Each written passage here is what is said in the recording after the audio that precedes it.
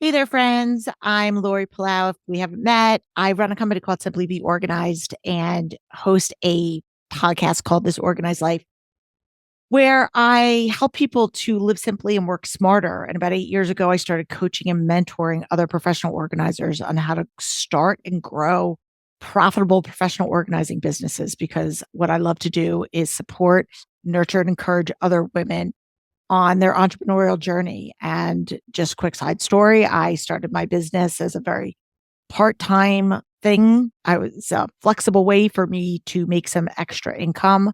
My husband traveled a ton and I had two young kids at the time. And I was looking for a way that I could use some of my natural gifts and talents to bring in some extra income and not have to worry about my kids' schedules or being able to work things around my kids' schedules and be able to lean in when I had the time, but also back off when life got crazy and I needed to focus my efforts elsewhere. And this was a great opportunity for me to be able to do something that I love. And so if this sounds like you're in the right place and doesn't have to cost $1 million. And I think that's one of the appeals for starting a professional organizing business. But I think for a lot of people, and what I've seen and heard over the years of coaching and mentoring is the real struggle of imposter syndrome, which is that negative self talk that I don't belong here. I'm not good enough. I haven't earned a seat at the table. And I'm here to tell you that if you are good at organizing, if you have a pretty decent emotional IQ, like an EQ, where you can empathize with other people, and if you are open to learning new things and really going in there with a heart of service, I think that you are going to be setting yourself up for success. It's one of those things, like many new things, that you gain confidence the more that you do it, the more you're able to refine your skill, the more you practice. There's a reason why there's that adage. Practice makes perfect. Obviously, there is no such real thing as perfection, but the more that we do anything, hopefully the better our skills become. And I think that's actually, I know for a fact that it's true with professional organizing. And the hardest part is just getting started. And one of the reasons why I started our cohort was to give people who have been toying around and researching and listening to shows or watching YouTube videos or reading books about starting, but then just not officially like pulling that trigger and putting it out there in the world. Hopefully, this will give you that little gentle nudge that you need. And so, if that sounds like you, just know that if you have a gift and you want to come and serve and help other people, there are people out there that can benefit and use that. And so what are some specific strategies that you can do to combat that imposter syndrome? Because I know that for a lot of people, the struggle is real.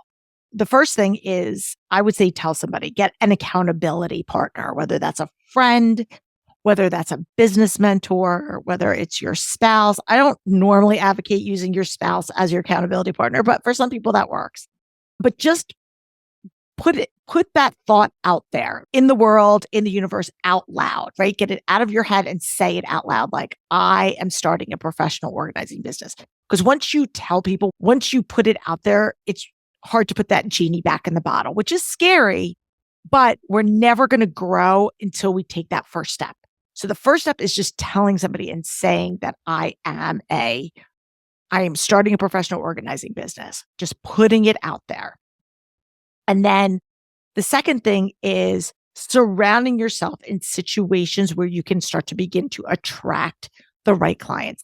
And that really comes from just talking to people, the parts of the business that you enjoy, right? I would think if you're starting and you're like, I really like working in people's pantries or I really like closets, just start there. You don't have to necessarily take on every single type of a job. There's such a spectrum in the organizing world that I think it becomes easily overwhelming. And we start to go down this rabbit hole of, oh my gosh, once I put it out there, my phone is going to ring nonstop. And what if I can't keep up with the demand? And I hate to be like Debbie Downer, but the likelihood of that happening is probably slim to none. And if it does happen, that's a good problem to have. If your phone is ringing off the hook nonstop, once you just let the world know that you are starting a professional organizing business, then give me a call and we'll work through that.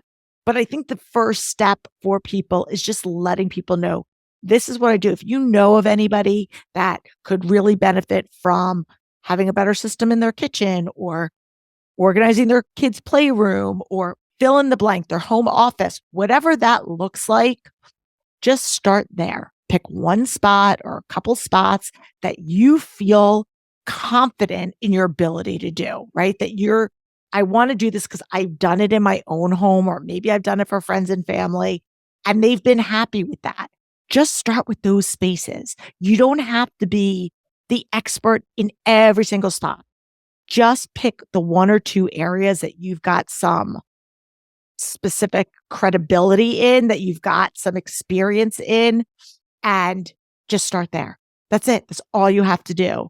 And again, the biggest way for you to overcome imposter syndrome is practice. The more you do it, I remember when I was starting my podcast and I was really, like, I don't really know that much about podcasting. And I just went and tried it.